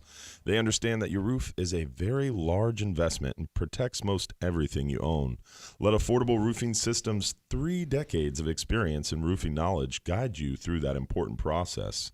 Whether you need a shingle, metal, tile, or flat roof, Affordable Roofing Systems is your safest choice for repairs or replacements. Affordable Roofing Systems is defined by integrity, respect, and honesty, and they have a personalized and professional approach to doing business. Call Affordable Roofing Systems today at 888-397-ROOF for your free estimate, or visit their website at affordableroofingflorida.com. Now, we have a full board, Frank. Everybody woke up, I guess, because of our Ovaltine discussion. I'm sure that's why they're calling to weigh in. Ovaltine versus chocolate syrup. You decide. I think it's chocolate syrup, but probably about redfish, I assume. The people that just tuned in are like, what are these guys doing? This is a fishing show. It's never fishing. You must not listen to this show. This is usually when I start listening to it. That's why I'm always like the last caller in. That's also why our board is full. It's after 7 o'clock. People are waking up. So let's get into this. We got William from Crystal River. How you doing this morning, William? Hey, Captains, how you doing? I did have one eye open, and I heard you guys talking about limits, vessel limits. Now, you also said in the north area they're considering increasing the catch limit to 2 per person. So what would the catch limit be in the north compared to the catch limits in the south zone in redfish? I just can't understand why in one zone they allow you to double your fish per person per boat, and then in the south they're limiting the catch for the whole boat for only 2 fish. So what's the catch limit per boat in the northern region? So what's interesting to me, a big change on this redfish deal is they've increased the number of regions. Now there's 9 regions for redfish management under this new proposal. And the regions that are being proposed to increase is specifically the Big Bend region, which stretches starting around Pasco County, the south side of Pasco, all the way up through the Big Bend. And that's the region they're proposing going from 1 fish to 2 fish. All the other regions are 1 fish and will stay 1 fish, except for the northeast region. The northeast region on the east coast over there, St. Augustine area, is 2 fish and will remain 2 fish. Now, the vessel limits are all 8 fish statewide, and they're proposing going down to a 4-fish vessel limit in the Panhandle, Big Bend, and Northeast, and then only 2 fish everywhere else, with catch and release only occurring in Indian River Lagoon. So some pretty significant changes. A little difficult to follow through that conversation, obviously. We're posting the photos for y'all in our live stream, so you can check that out. Or you could just go out there to the internet and Google that FWC commission meeting, and that link will have that proposal and the table there for you as well. But it's pretty significant, right, William? Yes, it's true. It does sound like it's going to affect a lot of people's lives and income that actually guide and try to maintain a livelihood out of that. It's funny, you draw a line in the sand, and if you cross it on one side, you're in the green, and the other side, you're out of luck. Yeah. My other statement is, if male gag grouper are deficient, why doesn't somebody teach us how to tell a difference? You say rusty bottom, but if someone taught the public how to tell a difference between a male fish and a female fish, we might release the obviously a female fish with roe, you know it's female, and it's spitting roe right in front of you, release them automatically. But if we knew what a male grouper looked like compared to a female grouper, we might release more male grouper. if we knew how to sex the fish. That's a great. And the last thing I wanted to Go ahead. The last thing I wanted to say is thank you for being there, guys. The next time you hear these words, I hope you're saying them fish on, and thank you so much. I appreciate it, man. Thank you very much for calling in, as always, William. But you bring up a good point, and we'll talk more about that for sure, about the gag grouper. So the male gags, you can tell the male gags sometimes once they've completed their transition, but only if they have that big rusty belly look to them. So a male gag gets darker leading or trailing edges of their fins, and they get a really black belly. But that's only once they've transitioned and they are established as big male gags, and then they get very territorial, and they kind of stay in an area for a longer period of time, and they're kind of the apex big dog. So they're typically larger, they're typically in deeper water, and they've got that rusty belly is the term for it, but it's really black. So you're saying, Dylan, just most of the gag groupers that you're catching in 50 feet of water, or say even 100 feet of water or less, are generally females. 99%, 99.9%. And the bigger ones are in that deeper water. And I know you and I know what they look like. It's a shame we just can't put that picture up right now on what that rusty belly looks like. But it's almost like a black speckling. Yeah. It almost looks like they've got oil on them or something on the bottom. Yeah, like you shouldn't eat it. Yeah. But they're a prize catch, and that's what people are targeting, that big rusty belly gag grouper. And people talk about that quite a bit. You go to deep water and you want to get a big rusty. Right. And unfortunately, they're very highly targeted. We've got faster, better boats now that are fishing deeper water more commonly. And unfortunately, those big gags are being caught up. And a lot of people would initially start talking about, we need to do slots. But that doesn't really work well offshore, because then you have the issue of barotrauma, and people aren't using descending devices properly and venting tools properly to prevent that barotrauma and causing more discard mortality. So that's a whole nother show. Yeah, and it's you got to use your venting tool and your descending device. It's super hard too to ask John Q. Public to they spend all this time and money to go out there. I mean, it is expensive fishing, to say, hey, I need you to vent that 25-pound grouper and send him back home. Yeah, it's I can see how that's a difficult thing, but there are some people out there that would absolutely do that. But it's well, hopefully now they know what a big true male gag looks like, and they might just release that trophy keeper 25-pound gag. But we've got a full board here. We're going to go to Captain Jim Fogel for our safe boating tip of the week. How you doing this morning, Captain Jim? Good, Captain Bill, Captain Frank. Morning. Sounds good this morning. Real Thank good. Thank you. Fake it till you make it. This morning I want to talk about a little-known law that was passed last year. Okay. It's now a felony crime to aim a laser pointer at any vessel operating on the navigable waters of the United States. Now, you would think that since for several years there have been laws against aiming a laser at a plane, you would think that people would, with common sense would understand the same thing applies to boats. But, of course, that's why they don't have any common sense. They don't think of these things. So it is now a law to prevent that, okay? I'm assuming that people are doing that when somebody rolls up on their fishing spot and they're fishing 50 feet away from them, and you're trying to get them on the radio, because those are definitely the guys that are not listening to Channel 16, because you want to say a whole lot to them, and you're like, hey, turn on Channel 16 so I can give you a piece of my mind. Most people are shying. If in that situation, it's not from a handheld laser pointer. It's attached to some sort of metal object. Oh, okay. Well, they make both, yeah. But for several years now, there have been problems with idiots pointing lasers at Coast Guard vessels, at tankers, anything that rolls on the water. But the bigger the vessel, of course, and the more personnel the vessel's got on there, the more out there can be some real danger. So the bottom line is you could receive up to $25,000 in civil fines and 25 years imprisonment. Whoa. So How about that? I know the last boat that I would point a laser pointer at would be a Coast Guard vessel, but man, if there's somebody out there doing that, I mean, they definitely deserve a civil fine of that for sure. That's crazy. Yeah. Interesting. Yeah, it is. Very interesting, but so true. So, guys, you keep up the good work. I appreciate Coast Guard Auxiliary in St. Pete. Jim Fogel, be safe out there. Thank you, Captain Jim Fogel. Appreciate it, man. Always a pleasure with our safe boating tip of the week. That's crazy. 25 years in jail. No.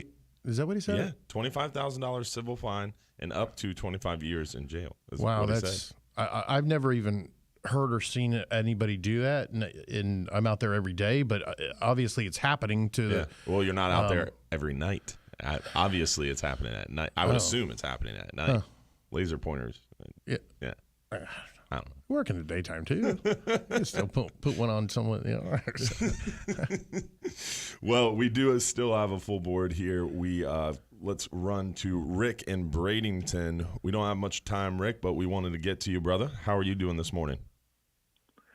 I'm doing just great, Dylan. How are you? Looks like the show is going great. Doing well. My call board's not working this morning. It's Rick Gross, Captain Rick Gross. How you doing, buddy? I'm doing good. Hey, I was a little confused about that redfish issue too. Most of it was cleared up with your last caller called in on it, but I was like, "There's a place in Florida where you can keep 8 redfish." Oh my God! Vessel limits. Yeah, they're down to 2 fish, which is pretty significant. Well, I'm kind of on the fence with the thing with redfish because. To me, redfish is not just limited to Florida. You've got redfish all over the whole, Gulf Coast, and then they also go up, Georgia, West Virginia, all the way up to the coast and stuff. So we may cause an issue right here in an immediate area, but I think redfish overall, the whole mass of them, that they're not going to go extinct because we've caught them. But I do have a little bit of an issue when they open up just north of us. Right now, if I go below 64, and I fish Sarasota Bay all the time, I can't keep redfish and snook. But if I come just to the north of 64, I can keep them. So it's a the challenge. other thing was when we had that bad red tide that we had, a lot of the fish, if they can move away from that bad water, they just moved north, and then they were talking about having the best redfishing they ever had just north of us, and here they're keeping all the fish, and we couldn't keep any. Yeah. I believe that for sure, because when we're doing our we got. I'll make it super quick. When that red tide came in, it pushed a lot of those shallow water, like gray snappers and porgies and whatnot, out to a line, and bang, you were at that line. You were catching a heck of a lot. It actually concentrates fish. It does. Rick, we are up against the break, buddy. Tell everybody how they can get a hold of you over there at Fishy Business. I think the best way is still just go through Real Animal to contact Mike, but my number is 941-730-5148, and it's fishybusinessllc.com. You're the man. Thank you very much for calling in this morning, Captain Rick Gross, and definitely want to make sure all the guides and recreational fishermen and everybody listening, make your comments to the FWC through the commission meeting agenda. Definitely do that before April 29th at 5 p.m. We are up against a break. Give us a shout, 1-800-969-9352 to join the show. Real Animals Radio, 970 WFLA. We'll be right back. Up every morning, every day, trying to make us a living. Man, the red fishing when I was up in Louisiana and Texas, it's crazy. Oh my God. Yeah. It's incredible. I remember going out to like some of the oil platforms, and we catch 20, 30, monster big reds every day, It's nuts, man. And when you're in the shallows there, it was just like Louisiana's a different animal. Yeah. I think their redfish pack limit's something crazy, like 10 fish per person or something. And the flounder and the trout, big trout and flounder, there's pretty good fish up there, but the water's so dirty. Chocolate milk. Yeah, chocolate milk. It's like you're trying, there's so many that you're wondering, how are they seeing this lure? Yeah. It's so dirty. You wouldn't even think about going fishing in Johns Pass if the water was that dirty that day. You'd be like, not today. Not you know, today. but up there, it's every day. It looks like that. Those rivers, not every day, but I think fish see more of the transition. You know, the shading, the like kind of like how you look at night. And you're trying to find that aton at night. You're looking for something stationary behind a moving background, you know, and you see that shading and that relief, and that's, I think, all fish can see. I mean, most fish are colorblind. Plus, like where we fish, the color red disappears really quickly as you go down underneath the water, and then other colors disappear the deeper you go. Right. And you just physically can't see a lot of colors. So, I mean, I think lures are made to catch fishermen. Not so much fish. Yeah, right. The color patterns, at least. You know, everyone knows like the New Jersey, New York area for like flounder fishing and whatnot. Like that's where people go. They do the fluken trips, and they're different kind of flounder, but they're very, very similar, I guess, in how they catch them and whatnot. Yeah. But and as a matter of fact, I'm probably going to be doing that in a month or so. But the flounder fishing there in Louisiana was just like incredible. Yeah. You get these mud minnows. And put one on there, and you just use a little leader, like a 6-inch leader, just to keep that thing on the bottom, and just sit there. And they would just you could put your rod down and come back in an hour. There's a flounder on there, like every time. It was just incredible fishing up there. When the water was a little clear, I'd use these one particular jig. I think they were made by Tsunami, and they look like almost like a finger mullet. Yeah. And I would just bounce them like an inch and just bring it towards me. And I'm telling you, it was just flounder after flounder. Every like third or fourth cast, you'd have a flounder on. That's crazy. And big trout and redfish, and it was pretty good fishing up there. But that's awesome. The only inshore fishing I've done in probably 20 years was up there. We're not back. I just wanted to.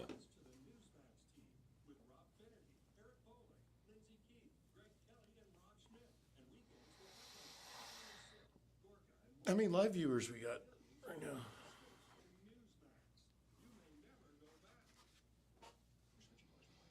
I couldn't hear you if you were talking to me. Oh.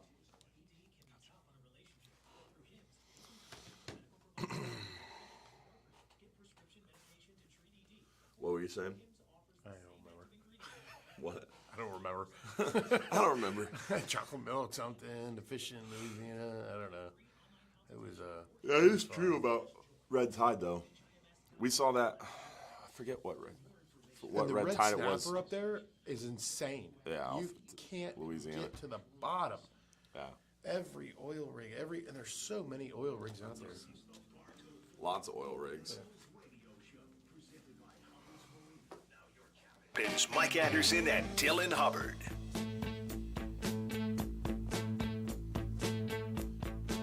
Good morning. Thank you for listening and hanging out with us this morning at News Radio WFLA for our Bartow Ford Real Animals radio show. It's Captain Dylan Hubbard and Captain Frank Bacheler in studio this morning from Fish Famous John's Pass at Hubbard's Marina. Talking fishing, and hopefully we'll have you join the conversation too. You can give us a call at 1-800-969-9352. Talking a little bit about those redfish proposed changes coming up at the FWC meeting, and also about a lot of other stuff this morning. Yeah, that's what we do, right? Exactly. But we've got Lonnie in Sarasota. Speaking of callers, how you doing this morning, Lonnie? Hey, I'm fine, thanks, Dylan. Thanks hey, for calling. A couple things. I do enjoy you and Russell Rhodes on 13 talking fishing. That's just you guys put a smile on my face in the morning. I appreciate it. It's a lot of fun. A couple things with the red snapper thing. I always thought that was a deep water fish. It seems like their territory is expanding. Do I still have to go out to fairly deep water to catch those, or can you catch them near shore sometimes? I gotcha. And we're talking red snapper, so not the red fish that we've been discussing all morning. I gotcha. Yeah. Just wanted to make sure we're on the same page. He must have been watching the live feed. Yeah. Yeah. So can I answer that? Yeah, go for it. We just had a trip where we got 3 or 4 of them in 84 feet of water, something like that, 84 feet. So, but we have caught them even on our half-day trips, 20, 24 inches in 9 miles. Yep.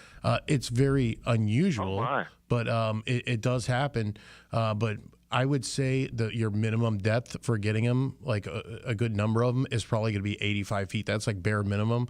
But there's definitely some great spots in the 95 to 100 foot, 105 foot.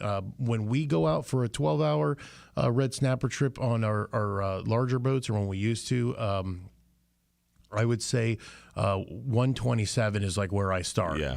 But if you want to go out there and target them, I would say start no less than 120, and 140, 150 is where you start getting the big dogs. But I mean, it's up to you. You can definitely catch them in shallower, though. Yeah, if you have some stuff just straight west, southwest of like outside of Johns Pass, He's out of Sarasota, so he would. Oh, okay. Yeah. So I guess it would be northwest for him. You should start seeing him at 100 foot. I mean, here and there, but the mass numbers of them, in my opinion, are going to sit at the 120 range or better. Does that answer your question? I was surprised. I got friends that will snorkel off the beach and just snorkel out, and they'll get hogfish just a couple 100 yards off the beach, which totally shocked me. Yeah, we've seen hogfish caught inside Johns Pass. We've seen them inside Johns Pass before. Yeah, I was amazed. Hey, the redfish thing. Do I just go to the FWC website or what? So you can Google FWC commission meetings, and then that'll take you to the commission meetings page and show all the dates of upcoming meetings. Click on that May 3rd and 4th meeting to find the agenda. And right at the top of the commission meetings page is a link to supply your public comment or online comment form. And that's where you want to leave your comments or show up to the meeting and comment in person. Yep. No, we'll definitely call. Email them, definitely. I appreciate it, man. Thanks so much for calling in this morning, Lonnie. Enjoy the show, Dylan. I appreciate it. Thank you very much. And don't forget, if you're too busy to go fishing, you're just too busy. Appreciate it, Lonnie.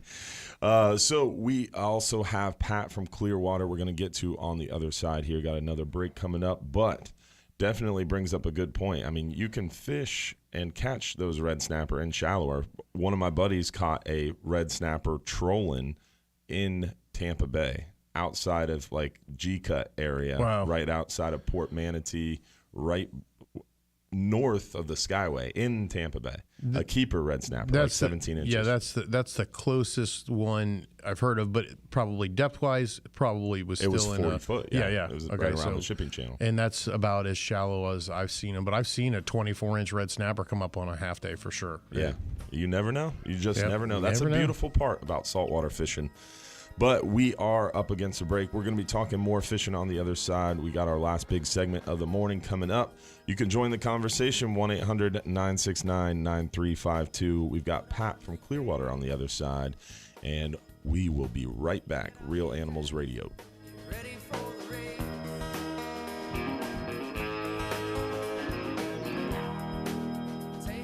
News, traffic, and weather. Top and the 30-minute breaks and the top of the hour are news breaks, so you have to get out right on time. Oh, okay, I got you. Where the other breaks, we can fudge a little bit.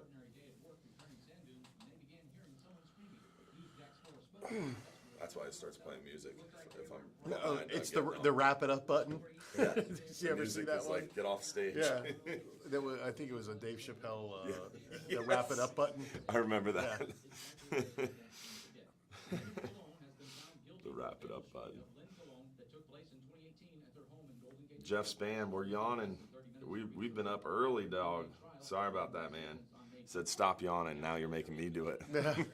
That's a funny thing, how contagious those things are. It is.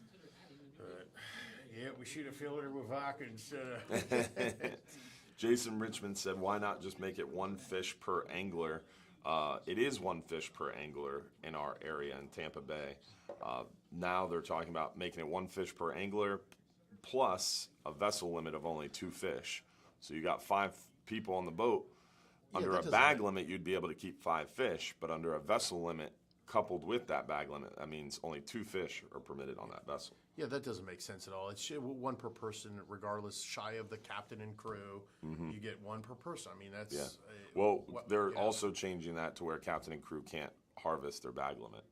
Like, that's the rule for us offshore for reef fish. I think... But that doesn't hold true for a lot of inshore species. If you're as a paid guide, you shouldn't... A lot of guides have a problem with not being able to keep their fish because maybe they want to take a fish home to their family. So Well, I'm not going to get into that one. He's not going to touch that one. This might be a show of guides. But you can have your opinion. Yeah. I mean, your yeah. opinion is that they shouldn't be able to keep theirs. No, I'd have to look more into it than that. But yeah. One per fisherman is yeah. I mean, sufficient. I think. And on redfish, yeah, I think there's some other fish that need to be touched base on for sure. It's like a. I'm glad they brought the flounder up from 12 to 14 inches, but I still think it should be larger than that. Mm-hmm. I don't think there's enough meat on a 14-inch flounder to make it worth anything. And that's you true. know, if we brought it up another 2 inches to 16, that maybe they'd have a chance to spawn a little bit more, and we get a better run of them. Well, they have the spawning closures now. I think it's somewhere November 15th or December 1st. I forget. It's not very long. It's like a month and a half or something. But yeah, I mean, that's a start for sure. And they extended their regulations into federal waters because a lot of those flounder swim offshore to spawn. Yeah. So they're working on it. Yeah. Let's see, what topics do we miss this morning? I think we covered everything. Nice.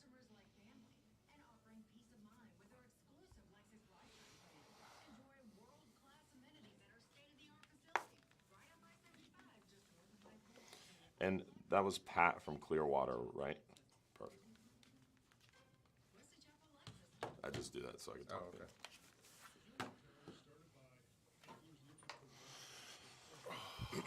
Normally we have a call screen here, and it shows who's on the line and like their name and where they're from, but not working this morning. Do we still have quite Yeah, a we few have a caller. callers? What? Do we have a few? No, just one. Okay. This is a bigger segment too. You hear that, guys? We only have one caller, so there's time. You can call today. Act now. Time is running out on this special offer. 1-800-969-9352. It would help if we gave out the phone number, right? Yeah, well, you would know it.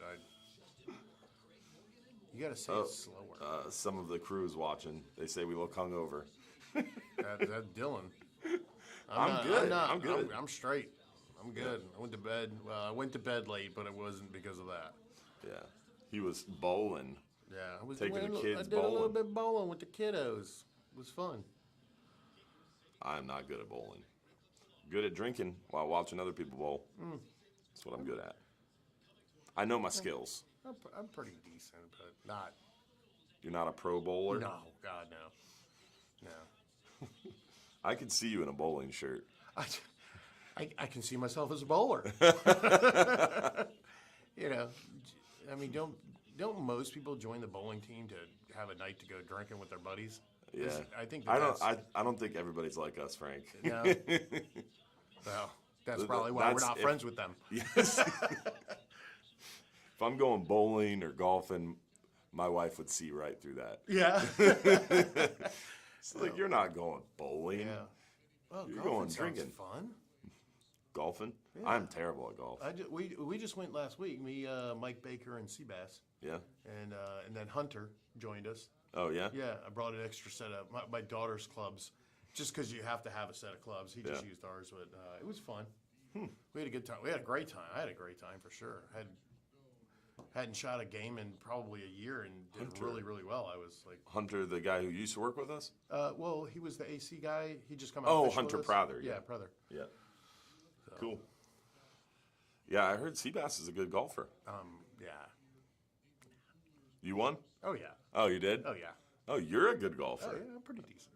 I am terrible at golfing. I hadn't played in a year, and I shot a 92. I know that means like nothing to some of you guys out there that are like scratch golfers and whatnot, but that's only 20. I have no idea what you just said. Okay, so all of that.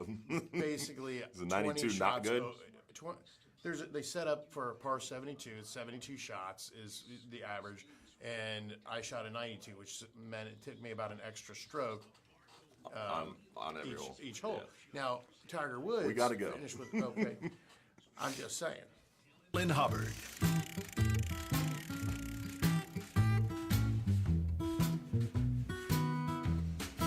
We're back. Captain Dylan Hubbard here for our Real Animals radio show on News Radio WFLA. We've got Captain Frank Bacheler in studio this morning.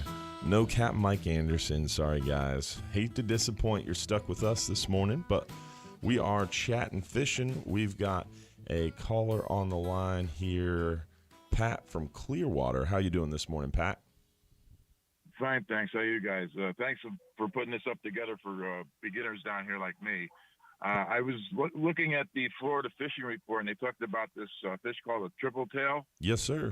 That hides underneath the floating, like floating debris and floating seagrass. Do you have more information on that and the bait they use, or are they on this side or just exclusively on the East Coast? Well, they are all around. I'm going to let Captain Frank take this one because this is one of his favorites. It is, Dylan. So when we see them, obviously they're hanging out on the crab pop buoys when the stone crabs are in season, and any floating debris out there. Shy of when you see like a balloon, like a lot of times you'll see a rack of balloons out on the water. Don't even bother. I've never seen when they blow across the surface too quickly, along with like paper cups, that kind of thing. But go and pick them up. If you see plastic balloons in the water, go and pick that stuff out of the water if I'm out. Well, we appreciate you doing that for sure. But anything else floating, a palm frond, anything, you should absolutely 100% go over and take a look at it. I've seen palm fronds hold 8 or 9 of them. I've seen old line in the water that was from like a big ship, and hundreds of them on there, and mahi all around it. It was really, really awesome. But they are so. What's that? Did you say mahi? Yes, sir. Mahis as well. And nice. yeah, whenever you see, those are generally 20 miles plus when it's clear blue water. But so we see them when we're heading in or heading out to a fishing spot. I just glance over at every crab pot, every single one of them, every day. And I just look to see if I can see one. And it's the one fish I'll turn that boat around for. I love eating triple tail. So what I do is I usually let somebody that's on the front of the boat, I pull right up to them, let them catch them, but I get to take them home. So they get the picture with them, they get to catch them, but I get to eat them. Well, especially if that mahi-mahi's around too. Now, would it be shrimp and would it be the crabs? Yeah, so a shrimp is a go-to, the quick go-to for me. A flat line, no lead, throw it out there and let that shrimp start sinking. And if the triple tail shows no interest in it whatsoever, just let it keep sinking. And it's a funny thing because they'll just start going down real slow, and then they make a beeline for it. Other times you have to throw it at them 5 or 6 times. And and then finally they just get, you don't want to hit them right on top of the head. Throw it about 8 feet past them, 6-8 feet past them, and then just real slow till it's right on top of his head, and just let it sink right next to him. And they just almost every time, as long as you don't bring that boat too close to them, You don't want to spook them. Once they're spooked, yeah. you But got no shot. They are, in my opinion, of all the fish out in the Gulf of Mexico, my 100% favorite, black and triple tail. Whoa, for sure. That's saying something. As I said that. One last thing. I'm from, as I said, I'm from up north, from tuna fishing and stuff like that. And the one thing that I've really been really curious about is is there really a certain time where you can get the yellow fins and the blue fins, not blue fins, but the black fins in around here, or are they around all the time?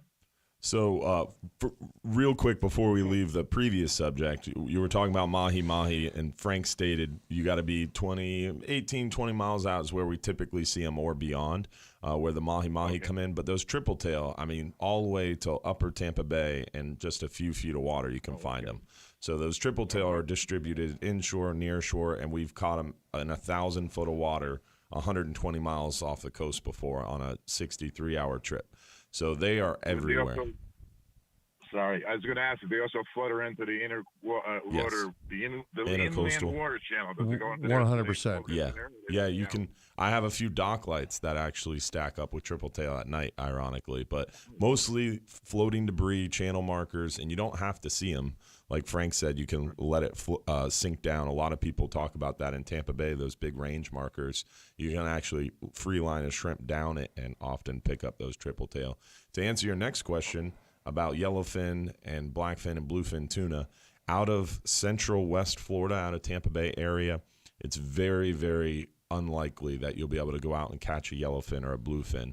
They are in the Gulf. We do get them quite often, especially in the cooler months, kind of like October through like February, March, I believe. More likely out of somewhere like Key West or the Northern Gulf, Louisiana, those areas. They do a lot of directed tuna fishing. Yeah, but we do get tuna, and we have caught yellowfin tuna. We caught a yellowfin tuna trolling on a 39-hour trip not too long ago, but it's extremely rare. It's mostly the blackfins. Mostly the blackfin tuna, and the blackfin tuna are around year-round. We typically see them most. Actually, I couldn't even really say when we see them most. The summer anymore. months. I mean, when we get them in the summer months because we're fishing deeper more often in the summer months. But I feel like the best trips we've ever had historically on blackfin tuna typically happen in the cooler months, like October through March. Like I remember one February it was either a full moon or new moon. I forget which one. But we caught like 36 blackfin tuna on the overnight trip. It was nuts. Every line you're throwing out had a blackfin coming up. It was pretty crazy. Yeah, and you can target those around some of the ships that are sitting out there by the Tampa Bay shipping lanes. And also, if you ever see a shrimp boat out there, and there's not as many as there used to be, but from time to time, you'll come across one of those shrimp boats, and they'll be anchored up in the middle of the day, and you can pull right up to the back of them real nice and slow. Don't ride up on them. Those guys are sleeping, and they'll come out there hollering at you. But you can do an idle right up to the back of those boats, and they're usually loaded with blackfins underneath them, sitting there waiting for them to start up the next day. Yeah, and a lot of times if they are out on deck and you are courteous and nice and you have some extra food or potentially beer, a lot of times they'll trade you for some of their scraps, and that's what those tuna are after. And even baskets of shrimp if you got beer. Yes. It's always good to have extra beer. I have absolutely, when I was out in the oil field, I've traded like a half a gallon or 2.5 gallons of ice cream for entire baskets of shrimp. They're like, we haven't had ice cream for 2 weeks, and we want to we're shrimping, and it's good, and we don't want to go in. But do you have any, pork chops or whatever? They're like hungry. It's like, but ice cream, they're suckers for. But bring extra supplies with me, right? Extra supplies. Yeah. The moral of the story is always keep beer and ice cream on your boat. Yeah, in case it goes down. I got to find somewhere to get a freezer on there, but I'll figure it out. Yeah. Gentlemen, thank you very much, and I'll be talking to you again. All right, Pat. Thank you so much for calling. And always a pleasure to have some good questions on the call-in line. You can join us anytime by calling us at 1-800-969-9352. But, yeah, blackfin tuna. And what's interesting to me is the bluefin and the yellowfin, they swim right by us. But a lot of people are like, oh, you got to go to Key West or you got to go to Louisiana to catch those fish. You can catch them out of here. You just got to get past the shelf. Right. And the reason that we are, Johns Pass is literally the grouper capital, the red grouper capital of the Gulf, and was the grouper capital of the world, is because of that topography. And what makes it difficult to catch that yellowfin or blackfin or marlin out of Central West Florida is the reason why we have so many grouper and snapper, because our shelf is so long and we have such a great natural limestone bottom and a lot of ledges, peaks. We have the elbow, the middle grounds. We have the 40-fathom break. We have the stickies, the lumps, all within edges, all within a good area that provide a lot of areas for these fish to spawn and a lot of area to kind of distribute the effort on those fish too. Whereas like you go over to like the East Coast, you go out a few miles and all of a sudden you're over 1,000 foot of water. Yeah, Southeast Florida. And there's no room for that many groupers like we have. Obviously they do and catch. all the pressure coming out of Southeast Florida is targeting those 3 or 4 miles. Right. You know? That's right. Yeah, it's definitely a different game, and that's why I love our area so much. Is we have so much biodiversity, or just a lot of different species. Yeah, and it's cool to be able to go out there and go inshore one day in Tampa Bay and target some inshore species, snook, redfish, trout, or whatever else, and then head offshore the next day and go. Yeah, you clobber never some big fish. And even when I wake up in the mornings, I don't know where I'm going to, because you're not restricted to it. It's just such a little area. There's so much bottom out there that I typically do fish to the southwest of Johns Pass. That's kind of like my thing. I just like that area, and it works for me every day. And I know on the smaller boats, it's like super easy to get those, those fish in those depths. And it's just, again, a huge biodiversity for sure in our area, and I like it as well. Keeps the seas down too, I think, not being 1,000 feet, 3 or 4 miles out, but amen to that. We've got a question on the live stream here on Facebook. Chuck asked, what would you fish for if you wanted to keep a fish from Pinellas Point? I would say, there's a lot of options. The sheep's head are still around, so hitting a bridge. Pinellas Point, you got the Terra Verde Bridge around there. You've got, you could go over to the Meisner Bridge. You're not too far from, the Terra Verde Bridge would probably be my bet. Bunce's Pass. We're just right around the corner, too, of the gag grouper season opening up for us. And, they do catch a lot of gag groupers there. I say a lot, but I don't mean a lot.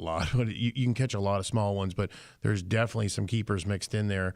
You have to fish, hard for them. But, that would be one you got to bring some big tackle, because around those bridges, they'll cut you off. They're a smart fish, but of course, suggestion. I would fish for offshore, fish inshore. That's because I'm not the inshore guy I used to be. Yeah. Growing up, that's all I did. Right here in this area, right next to this radio station, is like my old stomping grounds here, and that's all we fished for. I never went offshore probably till I was 18, 20 years old, besides a diving trip maybe. Yeah. We just never did it. It was always inshore, and we'd fish for snook, reds, trout, that kind of deal. But I would still fish for offshore fish, in the shallows using sardines and whatnot. But good question.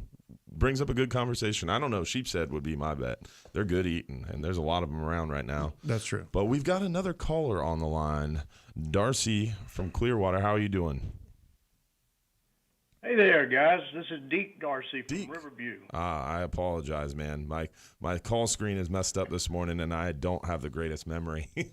I thought she sounded a little manly. Deke Darcy from Riverview. How are you doing this morning? Thanks for calling. Good. Hey, y'all didn't talk about Kingfish this morning. Oh no! Thanks for the reminder. We'll get there. We got that big tournament coming up next weekend with hundreds of boats again. What tournament is that? No, I'm just kidding. We King of the Beach. About fishing Southwest Pass. I don't know if you remember Gene Turner, but that's where he used to catch the big kings at. Mm-hmm. What's your thoughts on kingfish? And I know nobody wants to give out the locations right before a tournament, but I just want to get your input on where you think the kings are running, shallow water, hard bottom, or out deep, or it's a tough one. Any information on that? It's a tough one. Kingfish are pelagic species, and by definition, they're always moving. So it really comes down. If I was fishing a tournament like King of the Beach, what I would be doing is looking at things like Roth charts, RIP charts, looking at some of those informations about finding those temperature gradients and those offshore currents and finding where the temperature gradients meet. Like if you got a 68-degree surface temp here right next to a 71-degree surface temperature, and you see a little eddy in the current, now you've got the temperature gradient, meaning differing temperatures close together, and you've got a little eddy, that's going to hold a lot of bait, a lot of pelagic fish offshore. And that's what I'd be doing, trying to fish deep, far, in one of those little current eddies, or fishing the edge of temperature changes. And also, I would say slow trolling either large live baits or large spoons. That I do believe that's is the ticket to getting the larger kings. But I'm not a huge expert on those. But It seems to be the talk. The fishermen are slow trolling big live baits and It seems to be the talk baits. of the town. I'm only just telling them what I've heard. You know, we catch the kings on our boats. Right now, we're just getting general 10-pounder, 13-pounders, that kind of deal. But the slow trolling, the big live baits is kind of what I would suggest. Yeah. Well, we are up against the break. Big blue runners on hooks and stingers. Yeah, big blue runners, big mullets, even mackerel. You control some 14 to 16-inch mackerel, slow trolling, just ladyfish, just fast enough to keep those lines tight. But we appreciate the call this morning, Deke from Riverview. Sorry about that mess up on the beginning there, but I appreciate you bringing up the question, buddy. Good luck in the tournament. Okay, thanks, guys. See you, buddy. Well, all right, we're up against the break. We got music. We will be right back with the last segment of the morning. And don't touch that dial. We got more for you and some announcements. So stay tuned. Real Animals Radio. Be right back. Throttle going forward.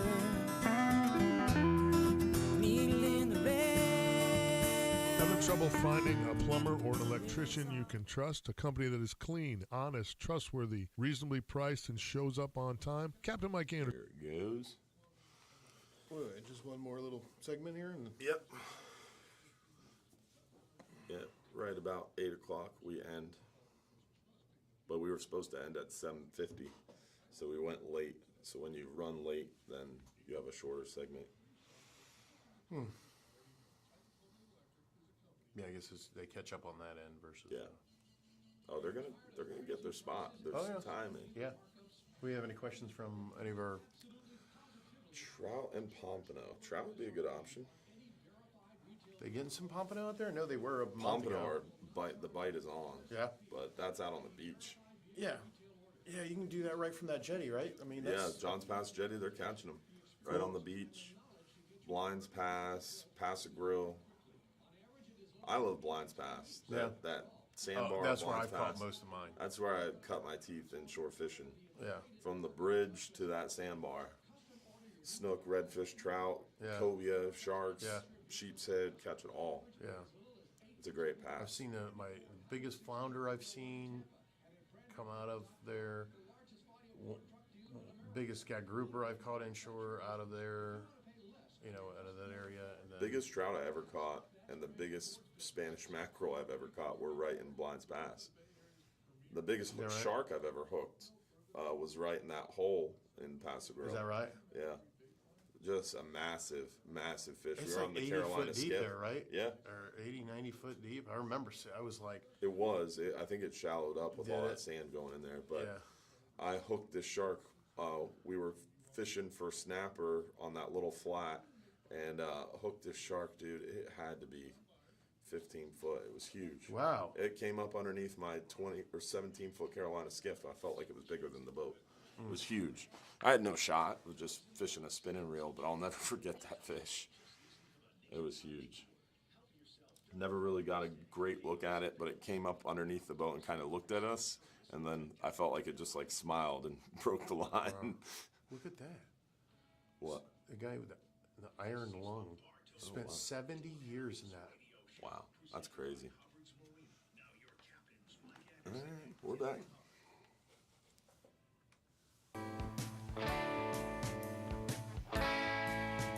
We're back. Real Animals Radio. Captain Dylan Hubbard on News Radio 970 from the beautiful iHeartMedia Empire. We got Captain Frank Bacheler in studio with us this morning. No Captain Mike, unfortunately, but we've got the man, the myth, the legend behind the glass this morning, John Momola, running the show. And appreciate your help this morning, John. Thank you so much for making us sound good. And it's been a good show. Yeah, enjoyed having you. I still think you're wrong about chocolate milk. I'm gonna go the syrup versus the Ovaltine. I'm getting texts right now about the Ovaltine, so so people think you're right. There's a few people that at least know what I'm talking about. I don't know. I've never heard of this Ovaltine. No, I'm just kidding. I've had it before, but it's still chocolate syrup. Right.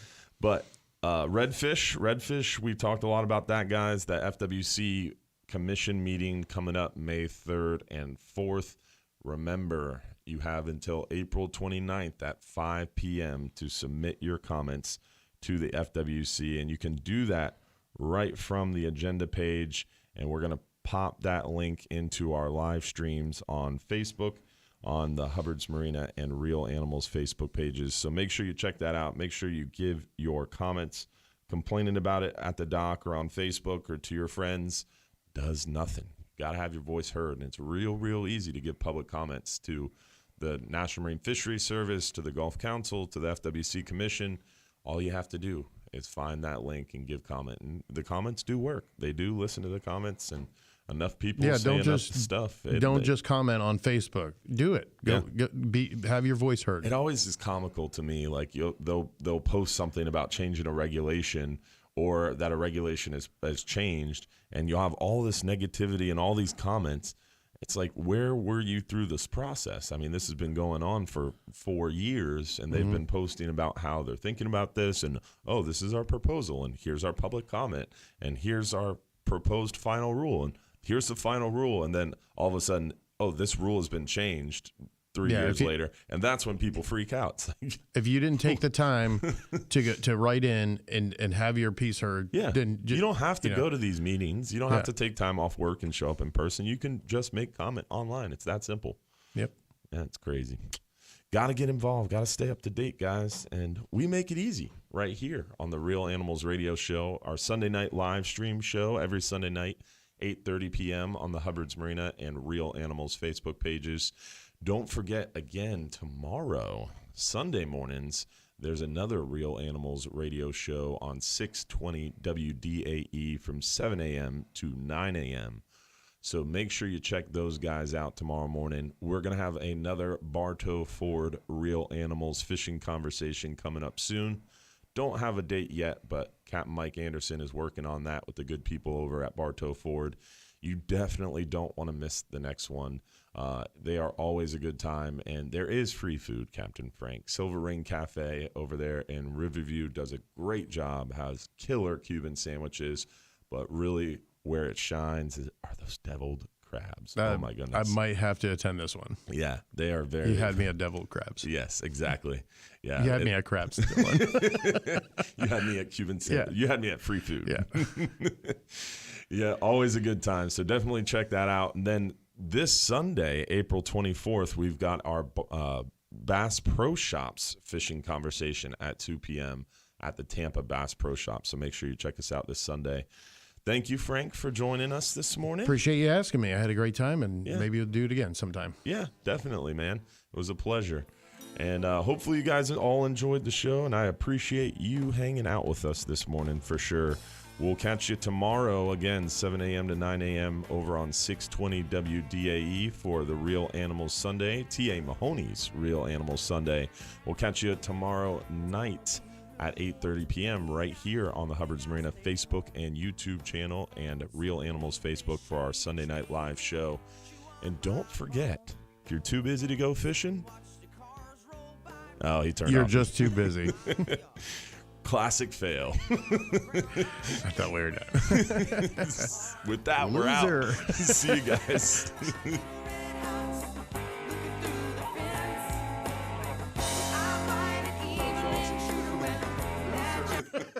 Loser.